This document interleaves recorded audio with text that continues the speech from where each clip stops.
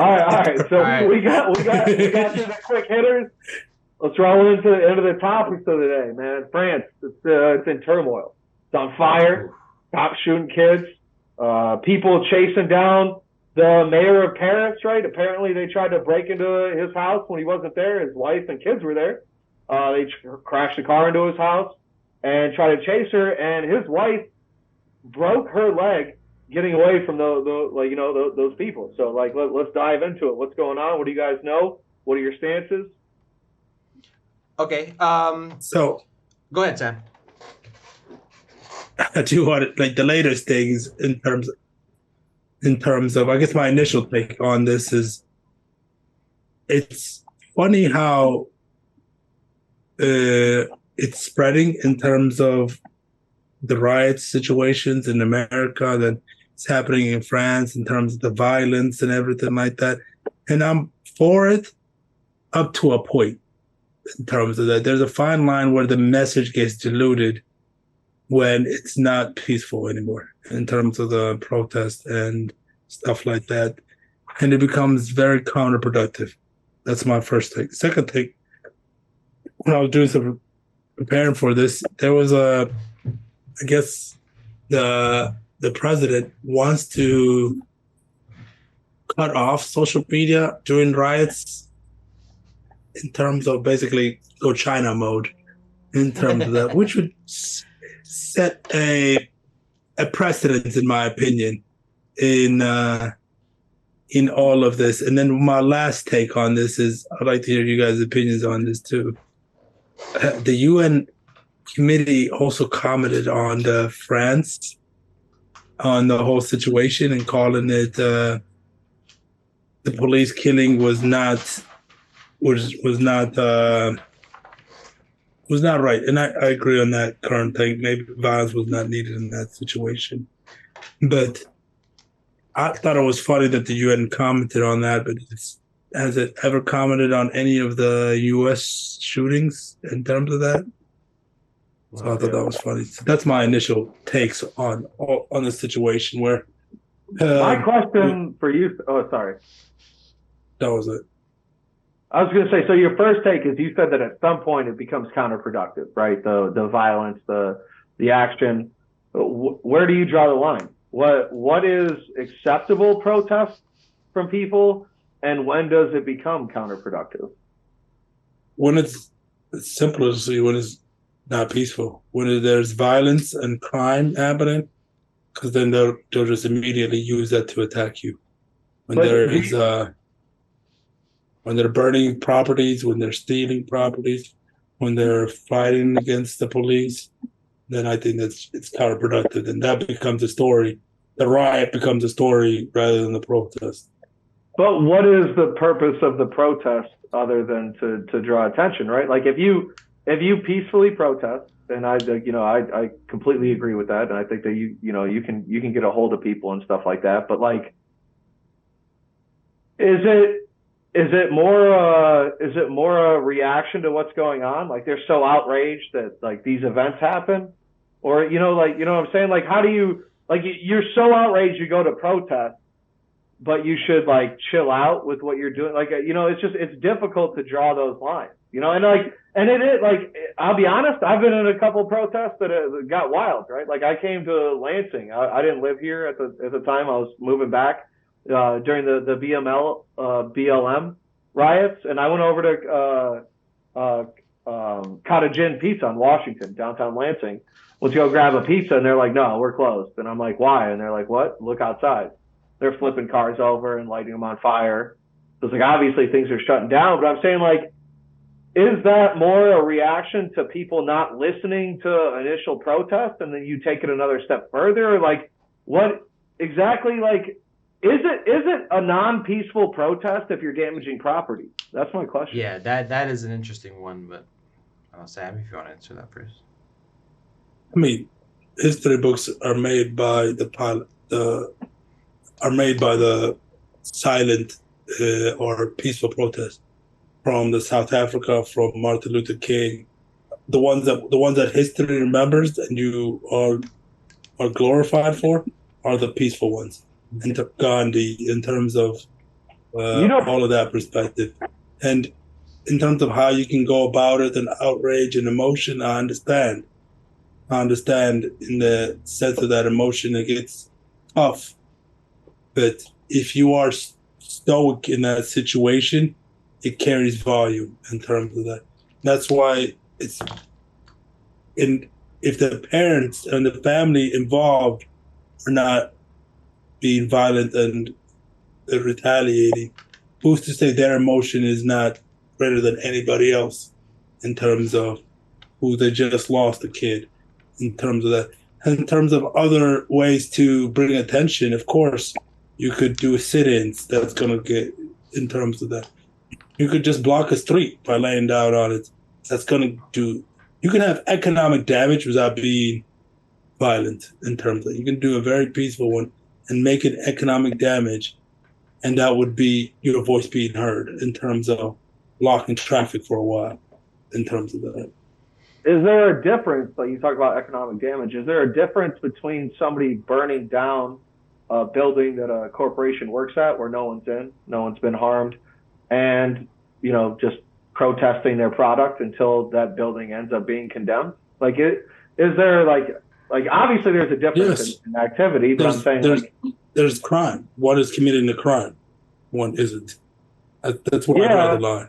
Yeah, but also There's a one is crime committed, any crime though. But is the corporation just for conversation take, like, is there not economic crimes that that are going on, like the people are harmed by? Should they just wait until one of their legislators takes care of them? Like, yeah, I don't necessarily think it's wrong if no humans are harmed. Obviously, I'm not suggesting people go out there and fuck shit up. I'm just saying that, like, the sit-ins don't necessarily get the attention that like it's basically the MLK versus Malcolm X, right? The way you're going to look at this, like, how do you as a citizen? Yeah, but John, I get your perspective, but we don't have an Malcolm X day. We have an MLK day for a reason. Yeah, but the people in power. Because the people in power want it. They're not gonna day for the guy that. But okay, so any history book will talk about MLK before that. They do. Anybody that peaceful marches. That's the same point, though. Yeah, but in terms of the people in power, whatever, you can say whatever. In terms of, I'll teach my kids MLK's way before I would teach the Malcolm X way. That's just my perspective. In terms of, you can say the powers, whatever, but I'd love to hear Eve's take on this, what's going on. Yeah. Okay. I have a few things on this. France, not necessarily known. Well, they are really known for. I mean, if you know anything about France, it's because it's the French Revolution, right? So it's part of their history. Protesting is part of their history. It's integral. It happened twice. 2 French revolutions. So I understand that if there's something that's wrong with the government or whoever's in charge in France, they're going to protest because they teach it in schools, right? Worldwide. It's not just they teach it in French schools. So it makes sense that they protest. But let me give a little bit of context on this police killing, right? Because it's similar to America, but in America, if something like this happened, there wouldn't be protests because it's almost normalized. But what's happened is, like, in 2017, the French government, they actually expanded the police powers, basically made it more easier in terms of policy and law to get away with killing someone. Like, they expanded their gun laws, something like that. I don't know the specifics. But basically, ever since that 2017 law, they went from an average of about 2 to 3 police killings a year to this year, which is the highest, which is 13, which is not that much compared to the U.S., but that's like the highest. That might be Hingham County. Yeah, but that's the lot in Europe. That's like high. For perspective, Germany, 0 police killings, right? So that's a lot for Europe. So a lot of this is like, I think, this is why policy and politics matters a lot, right? A lot of people say, I don't vote.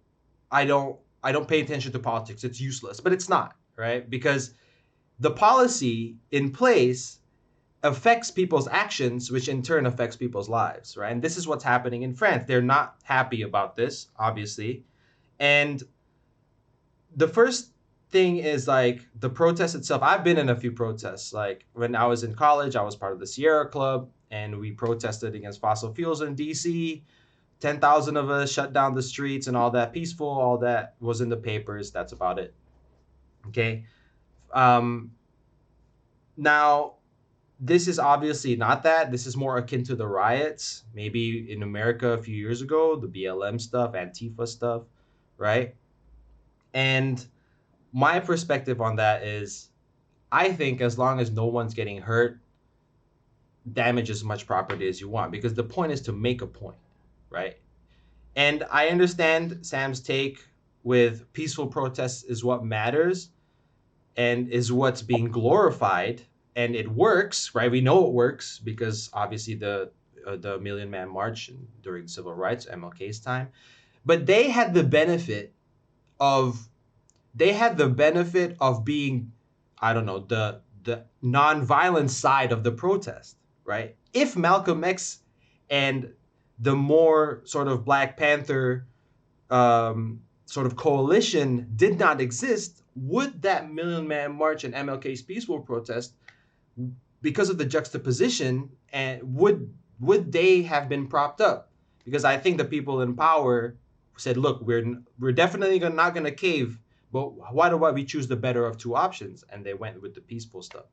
Okay, because you say in history they prop up the more peaceful protesters like Gandhi and MLK, and they do that. And there's a reason for that because they don't want to glorify the non-peaceful protests, right? So I understand that, despite someone like Gandhi being a huge racist against Africans, right? It's undisputable.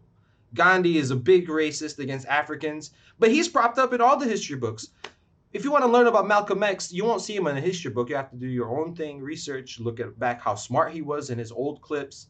Like, he is a very, very smart, basically a genius IQ guy, right? But he's not being propped up. Okay. Of Lansing. Yeah, and for also Lansing, right? Now, let's go back to the history books where violence protests has worked. Okay, I would argue that the Malcolm X side of the civil rights had a big part to play as well. But also the French Revolution, right? They worked. The guillotines, it worked. And in France, it worked. So it's forever going to work because it's part of their culture, right? They're going to protest. They're going to give a fuck about Macron because they've beheaded kings, let alone presidents, right? So, and also the British Tea Party.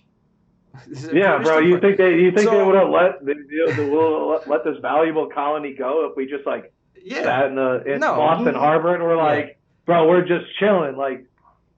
So it has to work. We know protest works, right? The whole point of having a fair government is so that protest doesn't happen, which can lead to anarchy, which would overthrow the government, right? So I think they should protest, but of course the limit is moral, which is don't get anybody hurt. Yeah. And one more thing about this, which is not being talked about as much, is the rise in racism against minority French people. Now this is exactly, I agree with Sam on this. It becomes counterproductive, right? Like when the BLM starts to destroy property, now on the other side, they have the fuel now, the ammunition to say, look at them. They're a bunch of animal savages just destroying property for no reason when they're actually protesting. So there is a line there. This is the reason I bring it up is because this is happening in France. In France, everybody now is they're no longer French. The Black French are no longer French. They're not Africans. Now they're trying to call them, oh, look, this is what happened when we let the savage immigrants into it. It's not just the Black people, also it's the Arab people also, right? Look at these immigrants, refugees relating into our country, destroying our country. Well, how about all the fucking colonies that fucking more than half of Africa was colonized and raped and rampaged by fucking France? How about France has no gold at all in France, but they have one of they the took all the minerals. they took all the gold in Africa, kept it in they still have all that gold in France. All that gold came from Africa. So give all the fucking gold back then, right? But you're not gonna do that. So the hypocrisy there is very obvious and rampant. So I think protest, man. All Okay, right. so I'll counter the things in terms of the violence situation, and your counter was revolutions that changed. I'm like, revolutions is a very violent thing in terms of that and protesting, and maybe you might need that to get better police system, but you have to definitely know what you're getting into when you are inside in that violence in terms of that. And My real question is, can you cause meaningful change with peaceful protest? yeah, I would argue that you can, and it's been done in history. It takes longer and it's slower most of the time. But not like, what are examples where it happened peacefully? I told you South Africa. I told you Gandhi. I told you. But MLK is not an example of peaceful protest. If you think about the race riots that happened in Detroit in the 60s, like MLK was a leader that preached nonviolence. But that motion wasn't with, like, there were police officers in Detroit, Los Angeles. There was some bad apples, but like everything that MLK was attached to was peaceful in terms of that. Rosa Parks is a peaceful protest in terms of that, and they took beatings. The sit-ins, they took beatings to not be to make sure that they're peaceful.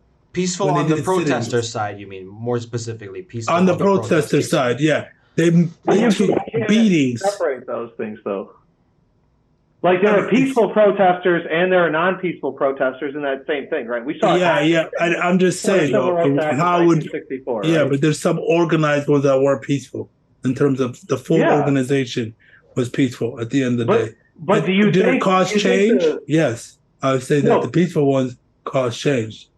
Yeah, but you're like ignoring the fact that there were non-peaceful people. Do you think that the Civil Rights Act of 1964 would have been enacted had there been only peaceful protests? I don't. Yes. I don't know. No, I don't think so. I think so. I don't think that the government does anything to change until you actually threaten them. Yeah, but you did, though. It was a peaceful protest. You have 1 million people walking back then. It's very hard not to deny that. You know what I'm saying? The story of Rosa Parks spread. That's just one woman sitting story today, but what I'm saying is in the 60s. But you're discounting how organized the peaceful movement was and how large the peaceful movement was.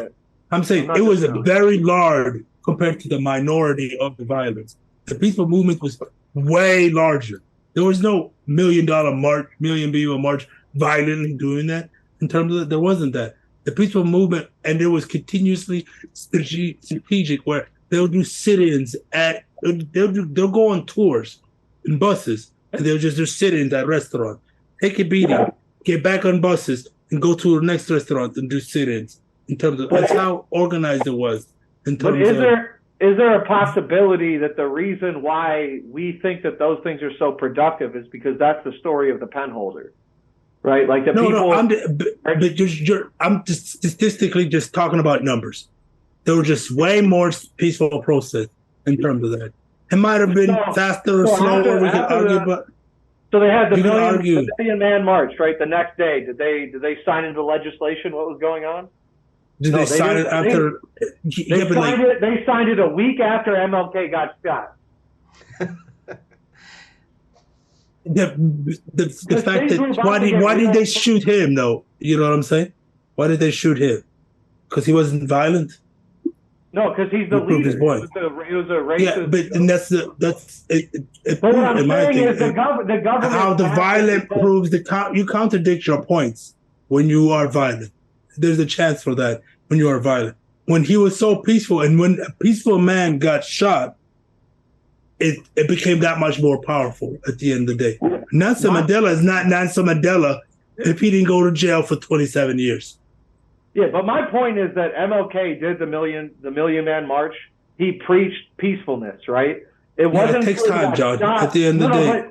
But let me finish this. It wasn't until he got shot and they were like, oh, the one guy telling people not to fuck up shit just died. Now they have no peaceful guy telling them everyone stay peaceful. They were worried about what was going to happen, and that's why change occurred. It might not be true, but that is. But he did. That is your opinion. But like, I would argue, like, why do you think that guy got shot in the first place?